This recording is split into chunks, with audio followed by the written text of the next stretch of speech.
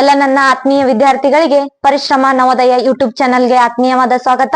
ವಿದ್ಯಾರ್ಥಿಗಳು, ಇವತ್ತಿನ ದಿನ ನಾವ್ ಏನ್ ಮಾಡೋಣಪ್ಪ ಅಂತಂದ್ರೆ ನಾಮಪದಗಳ ಬಗ್ಗೆ ನೋಡೋಣ. ಯಾಕಂತಂದ್ರೆ ಇದನ್ನ ಏನ್ ಮಾಡಿರ್ತಾರಂತಂದ್ರೆ ಸೈನಿಕ ಪರೀಕ್ಷೆ ಹಾಗೂ ಮೊರಾರ್ಜಿ ಪರೀಕ್ಷೆ, ಆದರ್ಶ, ಆಳ್ವಾಸ್ ಪರೀಕ್ಷೆಗಳಲ್ಲಿ ಏನ್ ಮಾಡಿರ್ತಾರಂತಂದ್ರ ಈ ಟಾಪಿಕ್ ಮೇಲೆ ಒಂದಿಲ್ಲ ಒಂದು ಕ್ವಶನ್ ಅನ್ನ ಕೇಳೇ ಇರ್ತಾರ.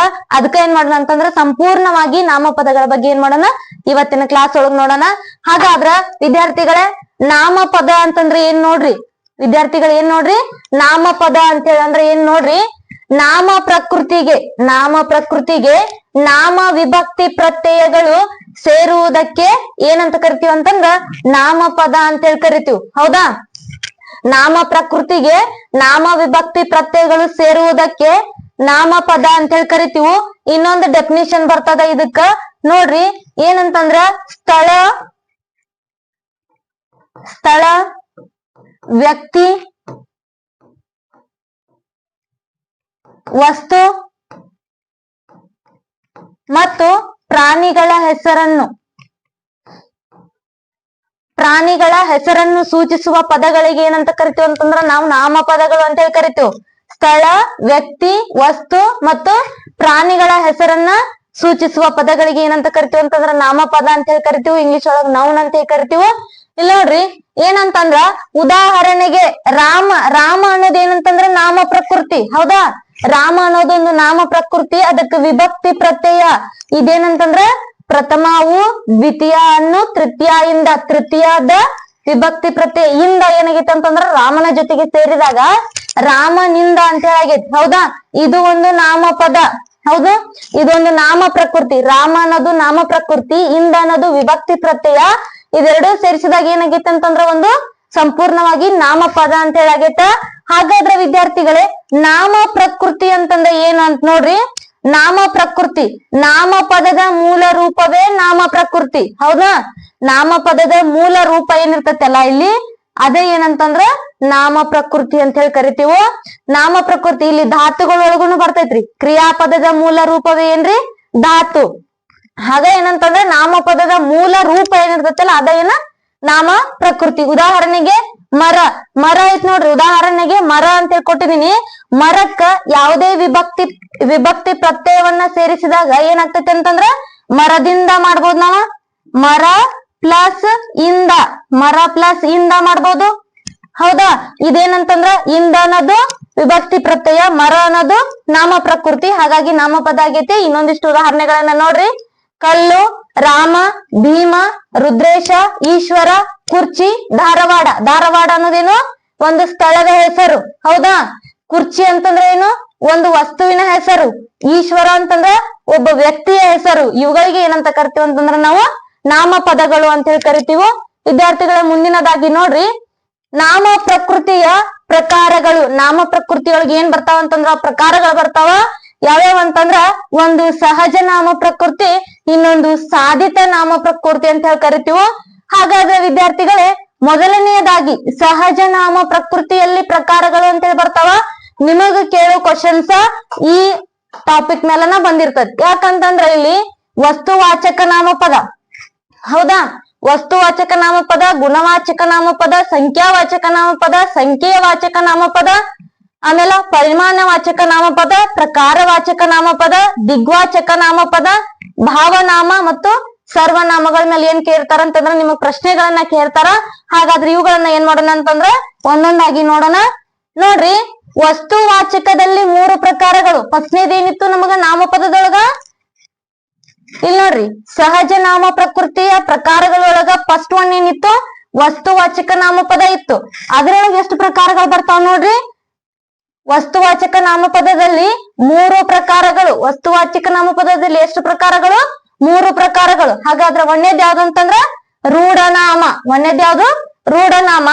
ಇಲ್ಲಿ ನೋಡ್ರಿ, ರೂಢನಾಮ ಅಂತಂದ್ರೆ ಏನಂತಂದ್ರ ರೂಢಿಯಿಂದ ಬಂದ ಯಾವುದೇ ವಸ್ತು ಮತ್ತು ಪ್ರಾಣಿಗಳ ಹೆಸರನ್ನು ರೂಢನಾಮ ಎನ್ನುವರು. ರೂಢಿಯಿಂದ ಕರೆದಿರ್ತಕ್ಕಂತಹ ಯಾವುದೇ ಹೆಸರುಗಳಿರ್ಲಿ ಅವುಗಳನ್ನ ನಾವ್ ಏನಂತ ಕರಿತೀವಿ ಅಂತಂದ್ರ ರೂಢನಾಮ ಅಂತ ಹೇಳಿ ಕರಿತೀವಿ. ಉದಾಹರಣೆಗೆ ಮನುಷ್ಯ, ಹೆಂಗಸು, ಗಂಡಸು, ಹೊಲ, ಮನೆ, ನದಿ, ಕತ್ತೆ, ಮಂಗ, ಪರ್ವತ, ಜಗ, ಶಾಲೆ, ಕಲ್ಲು, ತಾಯಿ, ಪುಸ್ತಕ, ಪಟ್ಟಣ, ದೇಶ, ಹುಡುಗ ಇತ್ಯಾದಿ. ಅಂತಂದ್ರ ಇನ್ನೂ ಕೆಲವೊಂದಿಷ್ಟು ಎಕ್ಸಾಂಪಲ್ಸ್ ಗಳನ್ನ ಇದ್ರ ಮೇಲೆ ಬರ್ತಾವ. ಹಾಗಾದ್ರೆ ಇಲ್ಲೇನ್ ಮಾಡ್ರಿ ಅಂತಂದ್ರ ರೂಢ ನಾಮದ ಮೇಲೆ ನೀವೇನ್ ಮಾಡ್ರಿ, ಇಷ್ಟ ಎಕ್ಸಾಂಪಲ್ಸ್ ನಿಮಗ್ ಗೊತ್ತಿದ್ರ ಸಾಕು. ನಿಮ್ ಮೊರಾರ್ಜಿ ಮತ್ತು ಆದರ್ಶ ಎಕ್ಸಾಮ್ದೊಳಗೆ ಏನ್ ಮಾಡ್ತೀರಿ ಅಂತಂದ್ರ ನೀವು ಇದ್ರಾಗಿನ್ ಕೇಳಿದ್ರ ಇದ್ರಾಗಿಂದ ಯಾವ್ದಾರ ಒಂದ್ ಕೇಳೇ ಇರ್ತಾರ, ಹೌದಾ? ಹಾಗಾಗಿ ಏನ್ ಮಾಡ್ರಿ ಅಂತಂದ್ರ ನೀವ್ ಯಾರಾದ್ರೂ ಇದನ್ನ ಸ್ಕ್ರೀನ್ ಶಾಟ್ ತಕೊಳ್ಳೋರಿದ್ರ ತಕ್ಕೋಬಹುದು. ಇಲ್ಲ ಅಂತಂದ್ರ ನಾನು ಹೇಳ್ತಾ ಇರ್ತೀನಿ, ಹಾಗೆ ನೀವ್ ಏನ್ ಮಾಡ್ಬೇಕು, ವಿಡಿಯೋನ ಪೋಸ್ ಮಾಡಿ ಏನ್ ಮಾಡ್ರಿ ಅಂತಂದ್ರ ಇದನ್ನ ನೋಟ್ಸ್ ಮಾಡ್ತಾ ಹೋಗಿ. ಮುಂದಿನದಾಗಿ ನೋಡ್ರಿ ಅಂಕಿತ ನಾಮ. ಮುಂದಿನದಾಗಿ ಯಾವ್ದ್ರಿ? ಅಂಕಿತ ನಾಮ. ವಸ್ತುವಾಚಕ ನಾಮಪದದಲ್ಲಿ ಎರಡನೆಯ ಪ್ರಕಾರ ಯಾವ್ದು? ಅಂಕಿತ ನಾಮ. ಎರಡನೇದು ಯಾವ್ದು? ಅಂಕಿತ ನಾಮ. ಗುರುತಿಗಾಗಿ ಹಾಗೂ ವ್ಯವಹಾರದ ಉಪಯೋಗಕ್ಕಾಗಿ, ಗುರುತಿಗಾಗಿ ಅಥವಾ ವ್ಯವಹಾರದ ಉಪಯೋಗಕ್ಕಾಗಿ ಇಟ್ಟುಕೊಂಡ ಹೆಸರುಗಳನ್ನು ನಾವೇನಂತ ಕರಿತೀವಿ ಅಂತಂದ್ರ ಅಂಕಿತ ನಾಮ ಅಂತ ಹೇಳಿ ಕರಿತೀವಿ. ಯಾಕಂತಂದ್ರ ಈಗ ಒಂದ್ ವ್ಯವಹಾರ ಮಾಡತ್ತಿರ್ತೀವಿ ನಾವು, ಹೌದಾ? ಅವ್ರಿಗೆ ಅಂತ ಹೆಸರು ಐತಪ್ಪ ಅಂತ ಹೇಳಿ ಕರಿತಿರ್ತೀವಿ, ಹೌದಾ? ಹಾಗಾಗಿ ಏನಂತಂದ್ರ ಈಗ ನಮ್ ಊರಿಗೆ ಒಂದ್ ಹೆಸರು ಇಟ್ಕೊಂಡಿವ್ ನಾವ್. ಯಾಕ? ನಮ್ ಊರ ನಮಗ್ ಗೊತ್ತಾಗ್ಬೇಕು ಅಂತ ಹೇಳಿ, ಹೌದಾ? ಬೆಂಗಳೂರು ಅಂತ ಹೇಳಿ ಒಂದ್ ಹೆಸರು ಇಟ್ಟಿವ್ ನಾವ್, ಹೌದಾ? ಬೆಂಗಳೂರು ಅಂತ ಹೇಳಿ ಏನ್ ಮೊದ್ಲ ರೂಢಿಯಿಂದ ಬಂದಿತ್ತು? ಇಲ್ಲ. ಬೆಂಗಳೂರು ಅಂತ ಹೇಳಿ ಏನ್ ಮಾಡಿವ್ ನಾವಾಗೆ ಹೆಸರು ಇಟ್ಕೊಂಡಿವಲ್ಲ, ಅವುಗಳಿಗೆ ಏನಂತ ಕರಿತೀವಿ ಅಂತಂದ್ರ ನಾವು ಅಂಕಿತ ನಾಮ ಅಂತ ಹೇಳಿ ಕರಿತೀವಿ. ಇನ್ನೊಂದು ಉದಾಹರಣೆಗೆ, ಈಗ ನಮ್ ಹೆಸರು, ನಿಮ್ ಹೆಸರು ಏನೇನೈತಲ್ಲ ಅದನ್ನ ಏನ್ ಮಾಡ್ಯಾರ ನಿಮ್ ಮನೆಯವರು ಇಟ್ಟಾರ, ಹೌದಾ? ಹಾಗಂತಂದ್ರ ಅದೇನಂತಂದ್ರ ಒಂದು ಅಂಕಿತ ನಾಮ. ನಿಮಗ್ ಬೇಕಾಗಿದ್ದು ಇಟ್ಕೊಂಡಿರಲ್ಲ, ಅದೇನಂತಂದ್ರ ಅಂಕಿತ ನಾಮ ಅಂತ ಹೇಳಿ ಕರಿತೀವಿ. ಉದಾಹರಣೆಗೆ ನೋಡ್ರಿ, ಚೆನ್ನಮಲ್ಲಿಕಾರ್ಜುನ. ಅಕ್ಕ ಮಹಾದೇವಿಯರ ಅಂಕಿತ ನಾಮ ಯಾವ್ದು? ಚೆನ್ನಮಲ್ಲಿಕಾರ್ಜುನ, ಹೌದಾ? ಮುಂದಿನ ಉದಾಹರಣೆಯನ್ನ ನೋಡ್ರಿ, ಬೆಂಗಳೂರು. ಬೆಂಗಳೂರು ಅನ್ನೋದೇನು? ಒಂದು ಊರಿನ ಹೆಸರು. ಸರಸ್ವತಿ ಅನ್ನೋದು ಒಬ್ಬ ಹುಡುಗಿಯ ಹೆಸರು. ಶಿವಲೀಲಾ ಅನ್ನೋದು ಒಂದು ಹೆಸರು. ಗಂಗಾ ನದಿ ಅನ್ನೋದು ಒಂದು ಹೆಸರು. ನಾವು ಇಟ್ಟುಕೊಂಡಿರ್ತಕ್ಕಂತಹ ಒಂದು ನದಿಯ ಹೆಸರು ಗಂಗಾ ನದಿ. ಹಾಗಾದ್ರೆ ವಿದ್ಯಾರ್ಥಿಗಳನ್ನ ನಾನು ಏನ್ ಮಾಡಿದ್ನಿ ಅಂತಂದ್ರ, ನದಿ ಅನ್ನೋದು ನದಿ ಅಷ್ಟ ಕೊಟ್ಟಿದ್ರು ಅಂತಂದ್ರ ಏನಾಗ್ತತಿ? ಇದು ರೂಢನಾಮ ಆಗ್ತತಿ. ಗಂಗಾ ನದಿ ಅಂತ ಹೇಳಿ ಕೊಟ್ಟಿದ್ರ ಅಂತಂದ್ರ ಇದೇನಾಗ್ತತಿ? ಅಂಕಿತ ನಾಮ ಆಗ್ತತಿ. ಯಾಕಂತಂದ್ರ ನಿಮ್ ಕ್ವಶನ್ ಯಾವ್ದ ರೀತಿ ಕೇಳಿರ್ತಾರ ಅಂತಂದ್ರ, ಒಂದು ಸೆಂಟೆನ್ಸ್ ಕೊಟ್ಟಿರ್ತಾರ, ಆ ಸೆಂಟೆನ್ಸ್ ಒಳಗ ಗೆರೆ ಎಳೆದ ಪದವು ಸೂಚಿಸುವುದು ಅಂತ ಹೇಳಿ ಕೊಟ್ಟಿರ್ತಾರ. ಹಾಗಾದ್ರ ಈ ಗೆರೆಯನ್ನ ನದಿ ಕೆಳಗ ಅಷ್ಟ ಎಳೆದಿದ್ರು ಅಂತಂದ್ರ ಏನಾಗ್ತತ್ರಿ? ಇದು ರೂಢನಾಮ ಆಗ್ತತಿ. ಆಮೇಲೆ ಗಂಗಾ ನದಿ ಕೆಳಗ ಅಷ್ಟಕ್ಕೂ ಗೆರೆ ಎಳೆದಿದ್ರ ಅಂದ್ರೆ ಏನಾಗ್ತತ್ರಿ? ಇದು ಅಂಕಿತ ನಾಮ ಆಗ್ತತಿ. ಹಾಗಾದ್ರ ನೋಡ್ರಿ, ಯಾವುದೇ ಒಂದು ನದಿಗಳ ಹೆಸರು ಬರ್ಲಿ, ಆ ನದಿಗಳ ಹೆಸರು ತಗೊಂಡು ಮುಂದೆ ನದಿಗೆ ಅಂಡರ್ಲೈನ್ ಮಾಡಿರಂದ್ರ ಅದೇನು ಅಂಕಿತ ನಾಮ ಆಗ್ತತಿ. ನದಿ ಅಷ್ಟ ಅಂಡರ್ಲೈನ್ ಮಾಡಿರಂದ್ರ ಏನಾಗ್ತತಿ? ಅದು ರೂಢನಾಮ ಆಗ್ತತಿ. ಹಾಗಾದ್ರೆ ಹಿಮಾಲಯ ಅನ್ನೋದು ನಾವು ಇಟ್ಟುಕೊಂಡಂತ ಹೆಸರು. ಕರ್ನಾಟಕ ಅನ್ನೋದು ನಮ್ಮ ರಾಜ್ಯಕ್ಕೆ ನಾವು ಇಟ್ಟುಕೊಂಡಂತ ಹೆಸರು. ಆಮೇಲೆ ಶಿವಾನಂದ ಅನ್ನೋದೊಂದು ಹೆಸರು. ಭಾರತ ಅನ್ನೋದು ನಮ್ಮ ದೇಶಕ್ಕೆ ನಾವು ಇಟ್ಟುಕೊಂಡಂತ ಹೆಸರು. ಇದು ಕಾವೇರಿ. ಕಾವೇರಿ ಅನ್ನೋದು ನದಿ. ಕಾವೇರಿ ಅನ್ನೋದು ನದಿ ಆಗಿರ್ಬೋದು ಅಥವಾ ಒಬ್ಬ ಹುಡುಗಿಯ ಹೆಸರಾಗಿರ್ಬೋದು. ಐಹೊಳೆ ಗಾಂಧೀಜಿ. ನೋಡ್ರಿ, ಗಾಂಧೀಜಿ ಅವ್ರ ಅಡ್ರೆಸ್ ಏನಂತಂದ್ರ ಗಾಂಧೀಜಿ, ಹೌದಾ? ಹಾಗಾಗಿ ಇವರ ಅಡ್ರೆಸ್ ಕೂಡ, ನಿಮ್ಮೆಲ್ಲರೂ ಅಡ್ರೆಸ್ ಕೂಡ ಏನಾಗಿರ್ತಾವ ಅಂತಂದ್ರ ಅಂಕಿತ ನಾಮಕ್ಕೆ ಉದಾಹರಣೆ ಆಗಿರ್ತಾವ. ನೀವೇನ್ ಮಾಡ್ರಿ ಅಂತಂದ್ರ ನಿಮ್ ಹೆಸರು ಏನೇನೈತಲ್ಲ ನಿಮ್ ಹೆಸರು ಒಂದೇ ಇದ್ರ ಮುಂದ ಸೇರ್ಸ್ಕೊಂಡ್ ಬಿಡ್ರಿ. ಹಿಂಗಾಗಿ ಇತ್ಯಾದಿಗಳು ಏನಾಗ್ತಾವ ಅಂತಂದ್ರ ಇದ್ರಲ್ಲಿ ನಿಮ್ ತಂದೆ ತಾಯಿ ಹೆಸರಾಗಿರ್ಬೋದು, ನಿಮ್ಮ ಅಣ್ಣ ತಮ್ಮಂದಿರ ಹೆಸರಾಗಿರ್ಬೋದು, ಎಲ್ಲಾನು ಕೂಡ ಏನಾಗ್ತಾವ ಅಂತಂದ್ರ ಅಂಕಿತ ನಾಮಕ್ಕೆ ಉದಾಹರಣೆ ಆಗ್ತಾವ. ಹಾಗಾದ್ರ ಮುಂದಿನದಾಗಿ ನೋಡ್ರಿ, ಮುಂದಿನದಾಗಿ ಏನಂತಂದ್ರ ಅನ್ವರ್ತಕ ನಾಮ. ಮೂರನೇ ಪ್ರಕಾರ ಯಾವ್ದು? ಪ್ರಕಾರವಾಚಕದಲ್ಲಿ ಮೂರನೇದ್ ಯಾವ್ದಂತಂದ್ರ ಅನ್ವರ್ತಕ ನಾಮ. ಅನ್ವರ್ತಕ ನಾಮ ಅಂತಂದ್ರ ಏನ್ ನೋಡ್ರಿ, ರೂಪ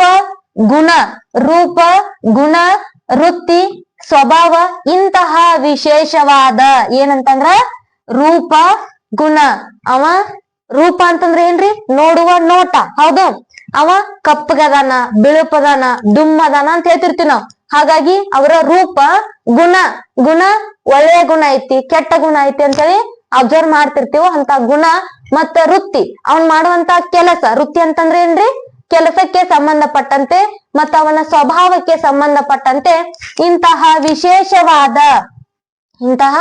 ವಿಶೇಷವಾದ ಅರ್ಥಕ್ಕೆ ಅನುಗುಣವಾಗಿ ಇಟ್ಟ ಹೆಸರುಗಳೇ ಏನಂತಂದ್ರ ಅನ್ವರ್ತಕ ನಾಮ ಅಂತ ಹೇಳಿ ಕರಿತೀವಿ.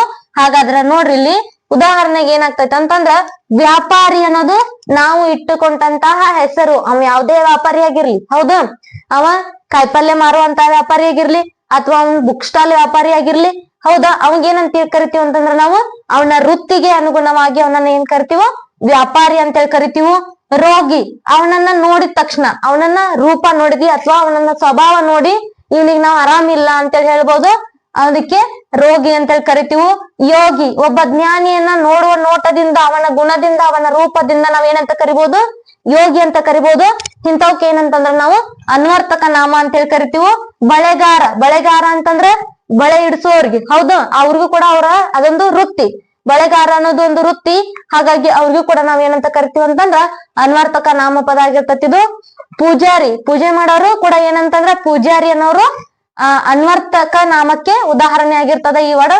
ಆಮೇಲೆ ಶಿಕ್ಷಕ, ನೇಕಾರ, ಬಡಿಗೆತನ, ಕುಂಬಾರ, ಚಮ್ಮಾರ, ಕುಂಟ, ಕುರುಡ, ಮೂಗ, ಕಾರ್ಮಿಕ, ವಕೀಲ, ಗುಮಾಸ್ತ, ಗಾಯಕ, ರಾಷ್ಟ್ರಪತಿ, ಮಂತ್ರಿ, ಗಿಡ್ಡ, ಡುಮ್ಮಿ, ನ್ಯಾಯಾಧೀಶ ಇತ್ಯಾದಿ ಇಂಥವ್ ಏನಂತ ಅಂತಂದ್ರ ನಮಗ ಅನ್ವರ್ತಕ ನಾಮಗಳಿಗೆ ಉದಾಹರಣೆ ಆಗ್ತಾವ. ವಿದ್ಯಾರ್ಥಿಗಳೇ, ಇನ್ನು ಯಾರು ನಮ್ ಚಾನಲ್ ಅನ್ನ ಸಬ್ಸ್ಕ್ರೈಬ್ ಮಾಡ್ಕೊಂಡಿಲ್ಲ, ಸಬ್ಸ್ಕ್ರೈಬ್ ಮಾಡ್ಕೋರಿ, ಲೈಕ್ ಬಟನ್ ಅನ್ನ ಕೊಡ್ತಾ ಇರಿ. ಏನಂತಂದ್ರ ಇಷ್ಟ ಎಕ್ಸಾಂಪಲ್ಸ್ ಬಿಟ್ಟ ನಿಮ್ಗ ಅನ್ವರ್ತಕ ನಾಮದ ಮೇಲೆ ಬೇರೆ ಕೇಳೋದಕ್ ಸಾಧ್ಯ ಇಲ್ಲ ಅಂತೇಳಿ ನಾನು ಎಲ್ಲಾ ಎಕ್ಸಾಂಪಲ್ಸ್ ಗಳನ್ನು ಇಲ್ಲಿ ಕೊಟ್ಟಿದೀನಿ. ಇನ್ನೂ ಕೆಲವೊಂದಿಷ್ಟು ಎಕ್ಸಾಂಪಲ್ಸ್ ಗಳು ಬರ್ತಾವ. ನೀವೇನ್ ಮಾಡ್ರಿ ಅಂತಂದ್ರ ನಿಮ್ ಪುಸ್ತಕ ಒಳಗಿರ್ತಾವ, ಹುಡುಕ್ರಿ, 5-6 ಪುಸ್ತಕನ್ಯಾಗ ಹುಡುಕ್ರಿ, ಸಿಗ್ತಾವ. ಮತ್ ನೋಡ್ರಿ ಏನಂತಂದ್ರ ಇಲ್ಲಿ ಚಮ್ಮಾರ ಅಂತಂದ್ರ ಚರ್ಮದ ವಸ್ತುಗಳು ಮಾಡೋವಾಗ ಏನಂತ ಕರಿತೀವಿ ನಾವು, ಚಮ್ಮಾರ ಅಂತ ಹೇಳಿ ಕರಿತೀವಿ. ಇದು ಕೆಲವೊಂದಿಷ್ಟು ವಿದ್ಯಾರ್ಥಿಗಳಿಗೆ ಗೊತ್ತಿರಾಕಿಲ್ಲ. ಆಮೇಲೆ ಕುಂಟ ಅಂತೇಳಿ ಅವ್ನ ನೋಡಿದ ತಕ್ಷಣ ಹೇಳ್ತೀವಿ, ಕುರುಡ ಅಂತೇಳಿ ಅವ್ನಿಗೆ ಕಾಣಿಸ್ಲಾರ್ದನ್ನ ಹೇಳ್ತೀವಿ, ಮೂಕ ಅಂತೇಳಿ ಅವ್ನು ಮಾತಾಡ್ಲಿಲ್ಲ ಅಂತಂದ್ರ ಹೇಳ್ತೀವಿ. ಹಾಗಾಗಿ ವಿದ್ಯಾರ್ಥಿಗಳು ಏನ್ ಮಾಡೋಣ ಅಂತಂದ್ರ ಮುಂದಿನದಾಗಿ ನೋಡೋಣ. ಈಗೇನ್ ಮಾಡಿದ್ವಿ ಅಂತಂದ್ರ ನಾವ ಪ್ರಕಾರವಾಚಕದಲ್ಲಿ ಬರುವಂತಹ ವಸ್ತುವಾಚಕದಲ್ಲಿ ಬರುವಂತಹ 3 ಪ್ರಕಾರಗಳನ್ನ ನೋಡಿದೆವು. ಇನ್ನ ಇದು ಎರಡನೇದು. ಒಂದನೇದ್ದು ಯಾವ್ದಾಗಿತ್ತು, ವಸ್ತುವಾಚಕ ನಾಮಪದ ಆಗಿತ್ತು. ವಸ್ತುವಾಚಕ ನಾಮಪದಗಳಲ್ಲಿ ಎಷ್ಟು ಬಂದಿದ್ದು, 3 ಬಂದಿದ್ದು. ಹಾಗಾದ್ರೆ ಇನ್ನೇನಂತಂದ್ರ ಗುಣವಾಚಕ. ಎರಡನೇದ್ ಯಾವ್ದು, ಗುಣವಾಚಕ. ಗುಣವಾಚಕ ಅಂತಂದ್ರೆ ಏನ್ ನೋಡ್ರಿ, ವಸ್ತುಗಳ ಗುಣ, ರೀತಿ, ಸ್ವಭಾವಗಳನ್ನು ಸೂಚಿಸುವ ವಿಶೇಷಗಳಿಗೆ ಗುಣವಾಚಕ ಎನ್ನುವರು. ವ್ಯಕ್ತಿಗಳ ಏನ್ ಮಾಡ್ತೈತಿ ಅಂತಂದ್ರ ಗುಣ, ಅವ್ರಿರುವಂತಹ ರೀತಿ, ಅವನ ಸ್ವಭಾವವನ್ನ ಸೂಚಿಸುವಂತಹ ಪದಗಳಿಗೆ ನಾವ್ ಏನಂತ ಕರಿತೀವಿ ಅಂತಂದ್ರ ಗುಣವಾಚಕಗಳು ಅಂತ ಹೇಳಿ ಕರಿತೀವಿ. ಉದಾಹರಣೆಗೆ ಉತ್ತಮ, ಅವನೊಬ್ಬ ಉತ್ತಮ ವಿದ್ಯಾರ್ಥಿ, ಅವನೊಬ್ಬ ಒಳ್ಳೆಯ ವಿದ್ಯಾರ್ಥಿ. ಅಥವಾ ಅವನೊಬ್ಬ ದುಷ್ಟ, ಅವನೊಬ್ಬ ಕೆಟ್ಟವನು, ಹೌದಾ, ಅವನೊಬ್ಬ ಒಳ್ಳೆಯ ವಿದ್ಯಾರ್ಥಿ, ಹೌದಾ, ಅವನೊಬ್ಬ ಒಳ್ಳೆಯ ಬಾಲಕ. ನೆಕ್ಸ್ಟ್ ಕೆಂಪು, ಗುಲಾಬಿ ಕೆಂಪಾಗಿದೆ, ಹೌದು, ಕೆಂಪು ಅನ್ನೋದೇನಂತಂದ್ರ ಗುಣವಾಚಕ. ಕರಿಯ, ಉದ್ದ, ಭವ್ಯ, ಹೊಸದು, ಗಿರಿಯ, ಹಳೆಯ, ಬಿಳಿದು, ಕಂದು, ಸುಂದರ, ಹೌದು, ಅವಳೊಬ್ಬಳು ಸುಂದರಿಯಾಗಿದ್ದಳು, ಹೌದಾ. ಇಂತ ಎಕ್ಸಾಂಪಲ್ಸ್ ಗಳನ್ನ ನಾವೇನ್ ಮಾಡ್ಬೋದು, ಗುಣವಾಚಕಕ್ಕೆ ಕೊಡ್ಬೋದು. ನೆಕ್ಸ್ಟ್ ನೋಡ್ರಿ ಸಂಖ್ಯಾವಾಚಕ. ಸಂಖ್ಯೆಗಳನ್ನು ಸೂಚಿಸುವ ಪದಗಳು ಏನಂತಂದ್ರೆ ಸಂಖ್ಯಾವಾಚಕಗಳು. ನಮ್ ಸೆಂಟೆನ್ಸ್ ಒಳಗೆ ಕೆಲವೊಂದಿಷ್ಟು ಸಾರಿ ಬಂದಿರ್ತಾವ ಸಂಖ್ಯಾವಾಚಕಗಳು. ನೋಡ್ರಿ, ಸಂಖ್ಯೆಗಳನ್ನು ಸೂಚಿಸುವ ಪದಗಳು, ಸಂಖ್ಯೆಯನ್ನ ಸೂಚಿಸುವ ಅಕ್ಷರಗಳು ಏನ್ ಬಂದಿರ್ಬೇಕಂತಂದ್ರ ಪದಗಳೊಳಗ್ ಬಂದಿರ್ಬೇಕು. 4, 1, 100, ಲಕ್ಷ, ಕೋಟಿ, ಸಾವಿರ, 10 ಲಕ್ಷ, 20 ಲಕ್ಷ, 30 ಲಕ್ಷ ಇಂಥವೆಲ್ಲಾ ಏನ್ ಬರ್ತಾವಲ್ಲ ಸಂಖ್ಯೆಗಳು, 75 ಆಗಿರ್ಬಹುದು, 85 ಆಗಿರ್ಬಹುದು, 99 ಆಗಿರ್ಬಹುದು, ಅಥವಾ 4 ಆಗಿರ್ಬೋದು. ಇಂಥವೆಲ್ಲ ಏನಂತಂದ್ರ ಸಂಖ್ಯಾವಾಚಕಕ್ಕೆ ಉದಾಹರಣೆ. ಸಂಖ್ಯೆಗಳನ್ನ ಸೂಚಿಸುತ್ತಿದ್ದರೆ ಅವುಗಳಿಗೆ ಏನಂತ ಕರಿತೀವಿ ಅಂತಂದ್ರ ನಾವು ಸಂಖ್ಯಾವಾಚಕ ಅಂತ ಹೇಳಿ ಕರಿತೀವಿ. ಮುಂದಿನದಾಗಿ ನೋಡ್ರಿ ಸಂಖ್ಯೆಯ ವಾಚಕ. ಆಗೇನ್ ನೋಡಿದಿವ್ರಿ, ಸಂಖ್ಯಾವಾಚಕವನ್ನ ನೋಡಿದಿವಿ. ಈಗೇನಂತಂದ್ರ ಸಂಖ್ಯೆಯ ವಾಚಕ. ಹಾಗಾದ್ರ ಸಂಖ್ಯಾವಾಚಕ ಅಂತಂದ್ರ ಏನ್ ನೋಡ್ರಿ, ಸಂಖ್ಯೆಯಿಂದ ಕೂಡಿದ ಶಬ್ದಗಳನ್ನು, ಸಂಖ್ಯೆಯಿಂದ ಕೂಡಿದ ಶಬ್ದಗಳನ್ನು ಸಂಖ್ಯೆಯ ವಾಚಕಗಳು ಎನ್ನುವರು. ಏನಂತಂದ್ರ ಸಂಖ್ಯೆ ಇರ್ಬೇಕು, ಅವುಗಳು ಏನಾಗಿರ್ಬೇಕಂತಂದ್ರೆ ಶಬ್ದದ ರೂಪದೊಳಗೆ ಇರ್ಬೇಕು, ಹೌದಾ. ಅವುಗಳಿಗೆ ಏನಂತ ಕರಿತೀವಿ ಅಂತಂದ್ರ ನಾವು ಸಂಖ್ಯೆಯ ವಾಚಕಗಳು ಅಂತ ಹೇಳಿ ಕರಿತೀವಿ. ಉದಾಹರಣೆಗೆ ವಂದನೆಯ, ಅವನು ವಂದನೆಯ ರಾಜ, ಹೌದಾ, ವಂದನೆಯ ಜಯಚಾಮರಾಜ, ಹೌದ್ ಹಿಂಗ್ ಕರಿತೀವಿ. ಇಮ್ಮಡಿ ಕೃಷ್ಣದೇವರಾಯ. ಇಮ್ಮಡಿ ಅನ್ನೋದೇನು ಇಲ್ಲಿ ಎರಡು, ಇಮ್ಮಡಿ ಅಂತಂದ್ರೆ ಎರಡು ಅಂತ ಹೇಳಿ ಕರಿತೀವಿ, ಹೌದಾ. ನೆಕ್ಸ್ಟ್ ಇಬ್ಬರು ಹತ್ತನೆಯ, ಅವನು 10ನೆಯ ತರಗತಿಯ ವಿದ್ಯಾರ್ಥಿ ಅಂತ ಹೇಳಿ ಕರಿತೀವಿ. ಹಾಗಾದ್ರೆ ನೋಡ್ರಿ ಇಲ್ಲಿ ಮೂವರು, 3 ಜನ ಇದ್ರಂದ್ರ ಅವಾಗ ಏನಂತ ಕರಿತೀವಿ, ಮೂವರು ಅಂತ ಹೇಳಿ ಕರಿತೀವಿ. ಸಾವಿರದ, ಲಕ್ಷದ, 9ನೆಯ, ಹಿಂಗ 11ನೆಯ, 12ನೆಯ ಶತಮಾನ ಅಂತ ಹೇಳಿ ಕರಿತೀವಿ, ಹೌದಾ. ಉದಾಹರಣೆಗೆ 12ನೆಯ ಶತಮಾನ ಅಂತ ಹೇಳಿ ಕರಿತೀವಿ.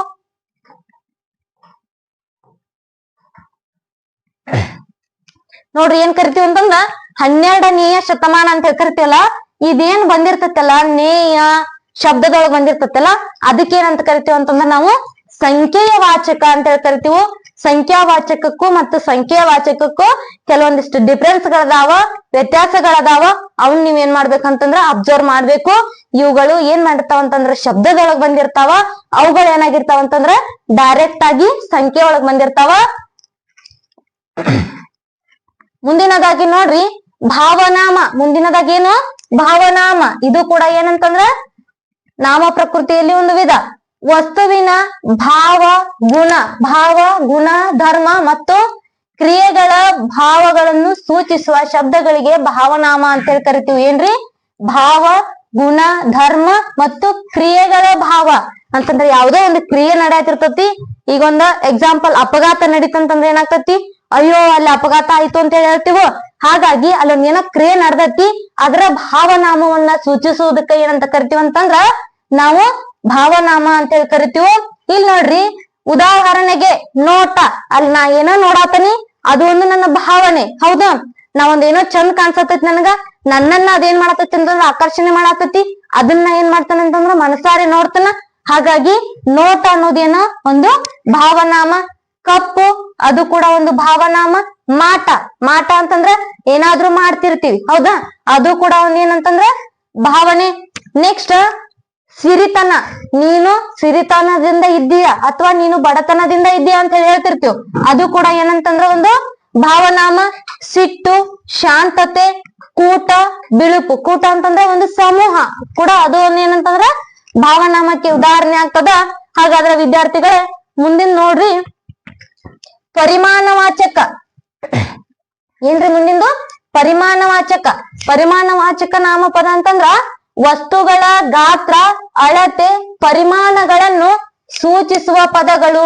ವಸ್ತುವಿನ ಗಾತ್ರ, ಅಳತೆ ಮತ್ತು ಪರಿಮಾಣಗಳನ್ನು ಸೂಚಿಸುವ ಪದಗಳಿಗೆ ಏನಂತ ಕರಿತೀವಿ ಅಂತಂದ್ರ ನಾವು ಪರಿಮಾಣವಾಚಕ ನಾಮಪದ ಅಂತ ಹೇಳಿ ಕರಿತೀವಿ. ಉದಾಹರಣೆಗೆ ಅಷ್ಟು. ಇವತ್ತು ನಮ್ಮ ಮನ್ಯಾಗ ಜಿಲೇಬಿ ಅಷ್ಟಿತ್ತು, ಇಷ್ಟಿತ್ತು ಅಂತೇಳಿ ನೀವೇನ್ ಹೇಳ್ತಿರ್ತೀರಲ್ಲ, ಅದ ಏನಂತಂದ್ರ ಪರಿಮಾಣವಾಚಕ. ಅಷ್ಟು, ಇಷ್ಟು. ನಂದ್ ಇವತ್ತು ಹೋಮ್ವರ್ಕ್ ಅಷ್ಟಿತ್ತು, ಇಷ್ಟಿತ್ತು ಅಂತ ಹೇಳಿ ಹೇಳ್ತಿರ್ತೀರಿ, ಇದು ಕೂಡ ಏನಂತಂದ್ರ ಪರಿಮಾಣವಾಚಕ ಕತಿ. ಹಲವು, ನನ್ನ ಹತ್ರ ಹಲವು ಪೆನ್ನುಗಳಿವೆ ಅಂತ ಹೇಳ್ತಿರ್ತೀರಿ, ಹಲವು ಅನ್ನೋದು ಕೂಡ ಏನಂತಂದ್ರ ಪರಿಮಾಣವಾಚಕ. ಕೆಲವು, ಸ್ವಲ್ಪ, ಬೆಟ್ಟದಷ್ಟು, ಲಘು, ಗುರು. ಲಘು ಅಂತಂದ್ರ ಚಿಕ್ಕದು, ಗುರು ಅಂತಂದ್ರ ದೊಡ್ಡದು, ಹೌದಾ. ಎಲ್ಲವೂ, ಎಲ್ಲರೂ ಅನ್ನೋದು ಏನಂತಂದ್ರ ಇವು ಪರಿಮಾಣವಾಚಕಕ್ಕೆ ಉದಾಹರಣೆ ಆಗ್ತಾವ. ಹಾಗಾದ್ರ ವಿದ್ಯಾರ್ಥಿಗಳ ಮುಂದಿನದಾಗಿ ನೋಡ್ರಿ, ಮುಂದಿನದಾಗಿ ಯಾವ್ದಂತಂದ್ರ ಪ್ರಕಾರವಾಚಕ. ಪ್ರಕಾರವಾಚಕಕ್ಕೆ ಇನ್ನೊಂದು ಹೆಸರು ಐತಿ, ಅದನ್ನ ಏನಂತ ಕರಿತಾರಂತಂದ್ರ ಸಂಬಂಧವಾಚಕ ಅಂತೇಳಿ ಕೂಡ ಏನ್ ಮಾಡ್ತೀವಿ ನಾವು ಕರಿತೀವಿ. ಪ್ರಕಾರವಾಚಕ ಅಂತಂದ್ರೆ ಏನ್ ನೋಡ್ರಿ, ಒಂದು ವಸ್ತುವನ್ನು ಮತ್ತೊಂದು ವಸ್ತುವಿನೊಂದಿಗೆ ಹೋಲಿಕೆ ಮಾಡುವುದು. ಏನಂತಂದ್ರ ಒಂದು ವಸ್ತುವನ್ನ ಮತ್ತೊಂದು ವಸ್ತುವಿನೊಂದಿಗೆ ಅದು ಹಿಂಗೈತಿ, ಅದರಂಗ ಐತಿ ಅಂತ ಹೇಳೋದಕ್ಕ ನಾವ್ ಏನಂತ ಕರಿತೀವಿ ಅಂತಂದ್ರ ಪ್ರಕಾರವಾಚಕ ಅಥವಾ ಸಂಬಂಧ ಸೂಚಕ ಪದಗಳು ಅಂತ ಹೇಳಿ ಕರಿತೀವಿ. ಹಾಗಾದ್ರ ವಿದ್ಯಾರ್ಥಿಗಳು ನೋಡ್ರಿ, ಅಂತಹ. ನಾನ್ ನಿನ್ನೆ ಒಂದು ಬ್ಯಾಗ್ ತಂದಿದ್ದೆ, ಅಂತದ ಇವನು ಒಂದ್ ಇವತ್ ತಂದಾನು ಅಂತ ಹೇಳಿ ಹೇಳ್ತಿರ್ತೀರಿ ನೀವು, ಅಂತಹ ಅಂತ ಹೇಳ್ತೀರಿ. ಅದು ಕೂಡ ಏನಂತಂದ್ರ ಪ್ರಕಾರವಾಚಕಕ್ಕೆ ಅಥವಾ ಸಂಬಂಧವಾಚಕಕ್ಕೆ ಉದಾಹರಣೆ ಆಗ್ತದ. ಮುಂದಿನದಾಗಿ ನೋಡ್ರಿ ಇಂತಹ. ಇಂತಹದ್ದು ನಾನು ಅಲ್ಲೇ ನೋಡಿದ್ದೆ, ಹೌದು. ನೆಕ್ಸ್ಟ್ ಹಾಗೆ. ಹಾಗೆ ಅಂತಂದ್ರ ನಾನ್ ನಿನ್ನೆ ಹಂಗನ ನಾ ಇವತ್ ಮಾಡೀನಿ ಅಂತ ಹೇಳ್ತಿರ್ತೀರಿ, ನಿನ್ನೆಯ ಹಾಗೆ ಅಂತ ಹೇಳ್ತಿರ್ತೀರಿ. ಅಥವಾ ಹೀಗೆ ಆಗ್ಲೇನ್ ಮಾಡಿದ್ ನಾನು ಅದನ್ನ ಹೀಗ ಮತ್ ಮಾಡಾಕತ್ತನಿ ಅಂತ ಹೇಳ್ತಿರ್ತೀರಿ. ಅಥವಾ ಅಂತವನು, ರಮೇಶ ಅಂತವನು, ಗಿರೀಶ ಅಂತವನು ಅಂತ ಹೇಳ್ತಿರ್ತೀರಿ. ಅದು ಕೂಡ ಏನಂತಂದ್ರ ಪ್ರಕಾರವಾಚಕಕ್ಕೆ ಉದಾಹರಣೆ ಆಗ್ತದ. ಮುಂದಿನದಾಗಿ ಇಂಥವನು, ಎಂತವನು, ಅವ ಎಂತವನು ಅಂತ ಹೇಳಿ ಕೇಳ್ತಿರ್ತೀರಿ. ಅವನಾಗೆ, ಅವನ ಹಾಗೆ ನೀನು ಮಾಡು ಅಂತ ಹೇಳಿ ಹೇಳ್ತಿರ್ತೀವಿ ನಾವು. ಕೆಲವೊಂದಿಷ್ಟು ವರ್ಕ್ ಗಳನ್ನ ಏನ್ ಮಾಡ್ತಿರ್ತೀವೋ, ಅವ ಮಾಡ್ಯಾನ್ ನೋಡು ಹಂಗ ನೀನು ಮಾಡು ಅಂತ ಹೇಳಿ ಹೇಳ್ತಿರ್ತೀವಿ. ಅದು ಕೂಡ ಏನಂತಂದ್ರ ಸಂಬಂಧ ವಾಚಕಕ್ಕೆ ಉದಾಹರಣೆ ಆಗ್ತತೆ, ಅವನ ಹಾಗೆ. ಹೌದಾ? ಮುಂದಿನದಾಗಿ ನೋಡ್ರಿ, ದಿಗ್ವಾಚಕಗಳು. ದಿಗ್ವಾಚಕ ಅಂತಂದ್ರ ದಿಕ್ಕುಗಳ ಹೆಸರನ್ನ ಸೂಚಿಸುವ ಪದಗಳೇ ಏನಂತಂದ್ರ ದಿಗ್ವಾಚಕಗಳು. ವಿದ್ಯಾರ್ಥಿಗಳೇ, ನಮಗೆ ಎಷ್ಟು ದಿಕ್ಕದಾವ ಅಂತಂದ್ರ 4 ದಿಕ್ಕುಗಳು, ಮುಖ್ಯ ದಿಕ್ಕುಗಳು. ಇನ್ನು 4 ಉಪ ದಿಕ್ಕುಗಳದಾವ್. ಹೌದಾ? ಇದ್ಯಾವ್ದ್ರಿ? ಪೂರ್ವ, ಪಶ್ಚಿಮ, ಉತ್ತರ, ದಕ್ಷಿಣ. ಹೌದಾ? ಆಗ್ನೇಯ, ನೈಋತ್ಯ, ವಾಯುವ್ಯ, ಈಶಾನ್ಯ. ಹೌದಾ?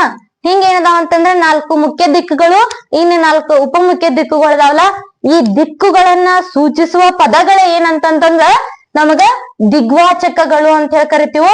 ಇಲ್ಲಿ ನೋಡ್ರಿ, ಉದಾಹರಣೆಗೆ ಪೂರ್ವ, ಪಶ್ಚಿಮ, ಮೂಡನ. ಮೂಡನ ಅಂತಂದ್ರ ನಿಮಗ ಏನಂತಂದ್ರ ಮೂಡನಕ್ಕ ಪೂರ್ವ ಅಂತ ಹೇಳಿ ಕರಿತೀವಿ. ಹೌದಾ? ಮೂಡನ. ಮೂಡನ ದಿಕ್ಕಿಗೆ ಇನ್ನೊಂದ್ ಹೆಸರು ಏನಂತಂದ್ರ ಪೂರ್ವ ಅಂತ ಹೇಳಿ ಕರಿತೀವಿ. ಪಡುವನ ನೈಋತ್ಯ, ಆಗ್ನೇಯ, ವಾಯುವ್ಯ, ಆಚೆ, ಹೊರಗಡೆ. ಅಥವಾ ಹೊರಗಡೆ ಅಂದ್ರೆ ಕರೆಯಕ್ ಏನಂತೀವಿ ನಾವು? ಆಚೆ ಹೋಗ್ರಿ, ಈಚೆ ಬರ್ರಿ ಅಂತೀವೋ. ಅದು ಕೂಡ ಏನಂತಂದ್ರ ಇಲ್ಲಿ ದಿಗ್ವಾಚಕಕ್ಕೆ ಉದಾಹರಣೆ ಆಗ್ತದ. ಹಾಗಾಗಿ ಮೇಲೆ, ಕೆಳಗೆ, ಬಲ, ಬಲಕ್ ಬರ್ರಿ, ಎಡಕ್ ಬರ್ರಿ ಅಂತೀವಿ. ಅದು ಕೂಡ ಏನಾಗ್ತತಿ ಅಂತಂದ್ರ ದಿಗ್ವಾಚಕಕ್ಕೆ ಉದಾಹರಣೆ ಆಗ್ತತಿ.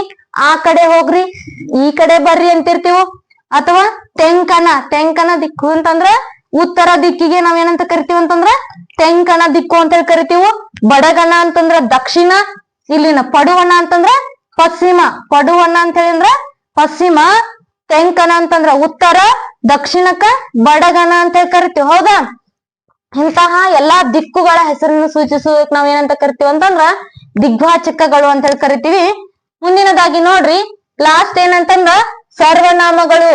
ನಿಮ್ಗೆ ಏನ್ ಕೇಳ್ತಾರಂತಂದ್ರ ಎಕ್ಸಾಮ್ದೊಳಗ ಸರ್ವನಾಮಗಳ ಮೇಲ, ನಾಮಪದದ ಮೇಲೂ ಒಂದ್ ಕ್ವಶನ್ ಬರ್ಬೋದು.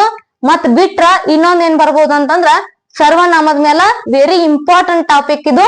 ಇದ್ರ ಮೇಲೂ ಕೂಡ ಏನ್ ಮಾಡ್ತಾರಂತಂದ್ರ ಕ್ವಶನ್ ಅನ್ನ ನಿಮಗ ಕೇಳ್ತಿರ್ತಾರು. ಹಾಗಾದ್ರೆ ನೋಡ್ರಿ, ಇಲ್ಲಿ ಸರ್ವನಾಮ ಅಂತಂದ್ರ ಏನು? ಇಂಗ್ಲಿಷ್ ಒಳಗ್ ನೀವು ಪ್ರನೌನ್ ಅಂತ ಕರಿತೀರಿ. ಹೌದಾ?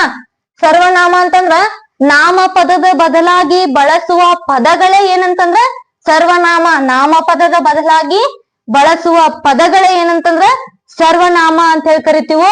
ಹಾಗಾದ್ರೆ ವಿದ್ಯಾರ್ಥಿಗಳೇ, ನಾಮಪದ ಅಂತಂದ್ರ ನಾನು ಹೇಳಿದ್ದೆ. ಹೌದಾ? ನಾಮಪದಗಳಂತಂದ್ರ ಯಾವು? ಹೆಸರುಗಳಾಗಿರ್ಬೋದು, ವ್ಯಕ್ತಿ ಹೆಸರಾಗಿರ್ಬೋದು, ವಸ್ತುವಿನ ಹೆಸರಾಗಿರ್ಬೋದು, ಪ್ರಾಣಿಗಳ ಹೆಸರಾಗಿರ್ಬೋದು, ಅಥವಾ ಯಾವ್ದಾರೆ ಊರಿನ ಹೆಸರಾಗಿರ್ಬೋದು. ಇವುಗಳನ್ನ ಸೂಚಿಸೋದಕ್ಕ ನಾವು ನಾಮಪದ ಅಂತ ಹೇಳಿ ಕರೆದಿದ್ವಿ. ಆ ನಾಮಪದಗಳನ್ನು ಬಳಸುವ ಬದಲಾಗಿ, ಹೌದಾ, ಈಗ ಒಂದ್ ಹೆಸರು ವಿಕಾಸ ಅಂತ ಇರುತ್ತೆ. ಹೌದಾ?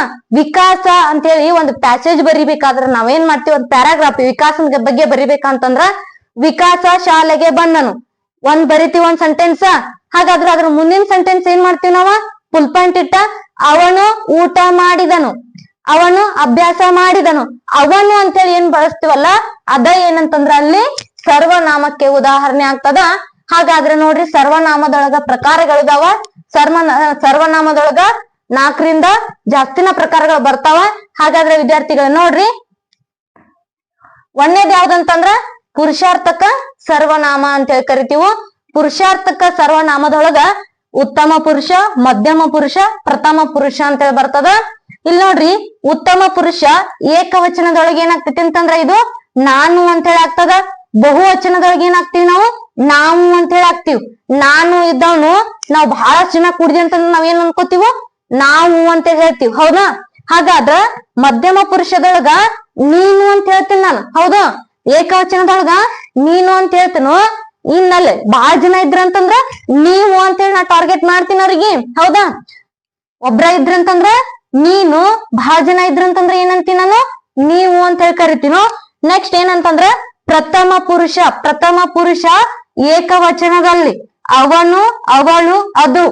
ಏನಂತಂದ್ರ ನಿಮಗ ವಚನ ಬದಲಿಸಿ ಅಂತ ಹೇಳಿ ಕೇಳ್ತಾರ. ಅವಳು ಇದ್ದಿದ್ದೇನ್ ಮಾಡ್ಬೇಕು? ವಚನ ಬದಲಿಸಿ ಅಂತಂದ್ರ ಏಕವಚನ, ಬಹುವಚನ. ಅವನು ಇತ್ತಂತಂದ್ರ ಅವರು ಆಕತಲ್ಲಿ. ಹೌದಾ? ಹಾಗಾದ್ರ ನೋಡ್ರಿ, ಇಲ್ಲಿ ಅವನು ಇತ್ತಂತಂದ್ರೂ ಕೂಡ ಅವರುನ ಆಗ್ತತಿ, ಅವಳು ಇತ್ತಂದ್ರೂ ಕೂಡ ಏನಾಗ್ತತಿ ಅಂತಂದ್ರ ಅವರುನ ಆಗ್ತತಿ. ಬಹುವಚನದೊಳಗ ಅವನು ಇದ್ರುನು ಅವರು ಆಗ್ತತಿ, ಅವಳು ಇದ್ರುನು ಅವರು ಆಕತಿ. ಅದು ಇತ್ತಂತಂದ್ರ ನಾವೊಂದ್ ವಸ್ತುವನ್ನ ತೋರ್ಸತೀನಿ, ಅದು ಹಿಂಗೈತಿ, ಅದು ವಸ್ತು ಅದ ಐತಿ ಅಂತ ತೋರ್ಸತಿರ್ತೀನಿ ನಾನ.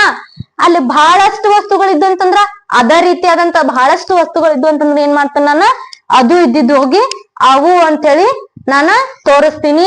ಹಾಗಾಗಿ ಏನಂತಂದ್ರ ವಿದ್ಯಾರ್ಥಿಗಳು ಇಲ್ಲಿವರೆಗೂ ನಿಮ್ಗೆ ಏನಾಗೈತೆ ಅಂತಂದ್ರ ಸರ್ವನಾಮದ ಬಗ್ಗೆ ಮತ್ತು ನಾಮಪದದ ಪ್ರಕಾರಗಳ ಬಗ್ಗೆ ತಿಳಿದದಿ ಅಂತ ಅನ್ಕೊಂಡಿದೀನಿ. ಹಾಗಾದ್ರ ಏನ್ ಮಾಡ್ರಿ ಅಂತಂದ್ರ ಮುಂದಿನದಾಗಿ ನೋಡ್ರಿ, ಆತ್ಮಾರ್ಥಕ ಸರ್ವನಾಮ. ಎರಡನೇದು ಯಾವ್ದು? ಸರ್ವನಾಮದಲ್ಲಿ ಎರಡನೇ ಪ್ರಕಾರ ಯಾವ್ದಂತಂದ್ರ ಆತ್ಮಾರ್ಥಕ ಸರ್ವನಾಮ. ಆತ್ಮಾರ್ಥಕ ಸರ್ವನಾಮದೊಳಗೆ ಎಕ್ಸಾಂಪಲ್ಸ್ ಯಾವ್ದು ಬರ್ತಾವ ಅಂತಂದ್ರ ತಾನು, ತಾವು, ತನಗೆ, ತನ್ನ. ತ ಅನ್ನೋ ಅಕ್ಷರದಿಂದ ನಿಮ್ಗೊಂದ್ ಟ್ರಿಕ್ ಏನಂತಂದ್ರ ಇಲ್ಲೂ ತದಿಂದ ಸ್ಟಾರ್ಟ್ ಆಗೈತಿ, ಇಲ್ಲೂ ತದಿಂದ ಸ್ಟಾರ್ಟ್ ಆಗೈತಿ, ಇಲ್ಲೂ ತ ಅಂದ್ರ ತ ತಿಥಿ ಒಳಗ್ ಯಾವ್ದೇ ಅಕ್ಷರ ಬರ್ಲಿ ತದಿಂದ ಸ್ಟಾರ್ಟ್ ಆಗಿರ್ತಕ್ಕಂಥ ಅಕ್ಷರಗಳು ಏನಾರು ನಿಮ್ಗೆ ಎಕ್ಸಾಂಪಲ್ಸ್ ಒಳಗ್ ಬಂದು ಅಂತಂದ್ರ ಏನ್ ಮಾಡ್ರಿ ಅಂತಂದ್ರ ಅದಕ್ಕ ಆತ್ಮಾರ್ಥಕ ಅಂತೇಳಿ ಹಾಕಿ ಬಿಡ್ರಿ. ನೋಡ್ರಿ ಮುಂದಿನದಾಗಿ ಪ್ರಶ್ನಾರ್ಥಕ ಸರ್ವನಾಮ. ಪ್ರಶ್ನೆಯನ್ನ ಮಾಡ್ತಿರ್ತೀರಿ ನೀವ್ ಯಾಕಿರಿ, ಎಲ್ಲಿ ಹೋದಿ, ಏನ್ ಮಾಡ್ವಿ, ಹೌದಾ ಅಂತ. ಏನು, ಯಾರು, ಹೇಗೆ, ಎಲ್ಲಿ, ಯಾವುದು, ಎಲ್ಲಿಂದ, ಇದೆಯೇ, ಅಲ್ಲಿ ಆ ವಸ್ತು ಇದೆಯೇ ಅಂತ ಹೇಳಿ ಕೇಳ್ತಿರ್ತಿಲ್ಲ. ಕೊನೆಗೆ ಏನ್ ಮಾಡ್ತಂದ್ರ ಪ್ರಶ್ನಾರ್ಥಕ ಚಿಹ್ನೆ ಬಂತು, ಅದ ಕ್ವಶನ್ ಮಾರ್ಕ್ ಆಗಿತ್ತು ಅಂತಂದ್ರೆ ಏನಾಗ್ತೈತಿ ಅಂತಂದ್ರದು ಪ್ರಶ್ನಾರ್ಥಕ ಸರ್ವನಾಮಕ್ಕೆ ಉದಾಹರಣೆ ಆಗ್ತದ. ಮುಂದಿನದಾಗಿ ನೋಡ್ರಿ ದರ್ಶಕ ಸರ್ವನಾಮ ಅಥವಾ ಏನಂತ ಕರಿತೀವಿ ಅಂತಂದ್ರೆ ಇದಕ್ಕ ನಿರ್ದೇಶನಾತ್ಮಕ ಸರ್ವನಾಮ ಅಂತ ಹೇಳಿ ಕರಿತೀವಿ. ಯಾಕಂತಂದ್ರ ಒಂದೊಂದ್ಸರಿ ಎಕ್ಸಾಂಪಲ್ಸ್ ಒಳಗೆ ಏನ್ ಮಾಡಿರ್ತಾರ ದರ್ಶಕ ಸರ್ವನಾಮ ಅಂತ ಹೇಳ್ಕೊಟ್ಟಿರ್ತಾರ, ಒಂದೊಂದ್ಸರಿ ಎಕ್ಸಾಂಪಲ್ಸ್ ಒಳಗೆ ಏನ್ ಮಾಡಿರ್ತಾರ ನಿರ್ದೇಶನಾತ್ಮಕ ಸರ್ವನಾಮ ಅಂತ ಹೇಳಿ ಕೇಳಿರ್ತಾರ. ಹಾಗಾದ್ರೆ ವಿದ್ಯಾರ್ಥಿಗಳೇ ಇವುಗಳಿಗೆ ಉದಾಹರಣೆ ಆ, ಇದು, ಇವಳು, ಇವನು, ಈತ ಅಂತ ಹೇಳಿ ಬಂದಿದ್ದು ಅಂತಂದ್ರೆ ಯಾವ್ದಾರ ಸೆಂಟೆನ್ಸ್ ಒಳಗ್ ಕೇಳಿ ಅದಕ್ಕೆ ಅಂಡರ್ಲೈನ್ ಆ, ಇದು, ಇವಳು, ಇವನು, ಈತ ಅಂತೇಳಿ ಈ ಇಂತಹ ವರ್ಡ್ಸ್ ಗಳಿಗೆ ಏನ್ ಮಾಡಿದ ಅಂತಂದ್ರ ಅಂಡರ್ಲೈನ್ ಮಾಡಿ ಇದು ಏನನ್ನ ಸೂಚಿಸ್ತದೆ ಅಂತ ಹೇಳಿ ಕೇಳಿದ್ರು ಅಂತಂದ್ರ ಅದು ನಿರ್ದೇಶನಾತ್ಮಕ ಸರ್ವನಾಮ ಅಥವಾ ದರ್ಶಕ ಸರ್ವನಾಮ ಅಂತ ಹೇಳಿ ಹೇಳ್ತೀವಿ. ಹಾಗಾದ್ರೆ ವಿದ್ಯಾರ್ಥಿಗಳೇ ನೋಟ್ಸ್ ಮಾಡ್ಕೊಡ್ರಿ, ನೋಟ್ಸ್ ಮಾಡ್ಕೊಂಡ ಚೆನ್ನಾಗಿ ಬರ್ದಿಡ್ರಿ. ಬರ್ದಿಟ್ಟ ಅವಾಗ ಏನ್ ಮಾಡತ್ ಬರ್ರಿ ಅಂತಂದ್ರ ಒಂದೊಂದ್ಸತಿ ತೆಗದ್ ನೋಡತ್ ಬರ್ರಿ. ನಾನು ಹೇಳಿದ ಎಕ್ಸಾಂಪಲ್ಸ್ ಒಳಗ ನಿಮಗ್ ಯಾವ್ದಾದ್ರು ಒಂದ್ ಬಂದೇ ಬರ್ತೈತಿ ಅಂತ ಹೇಳ್ತೀನಿ. ಇನ್ ನಮ್ಮ ಚಾನೆಲ್ ಅನ್ನ ಯಾರು ಸಬ್ಸ್ಕ್ರೈಬ್ ಮಾಡ್ಕೊಂಡಿಲ್ಲ, ಸಬ್ಸ್ಕ್ರೈಬ್ ಮಾಡ್ಕೋರಿ. ಧನ್ಯವಾದಗಳು.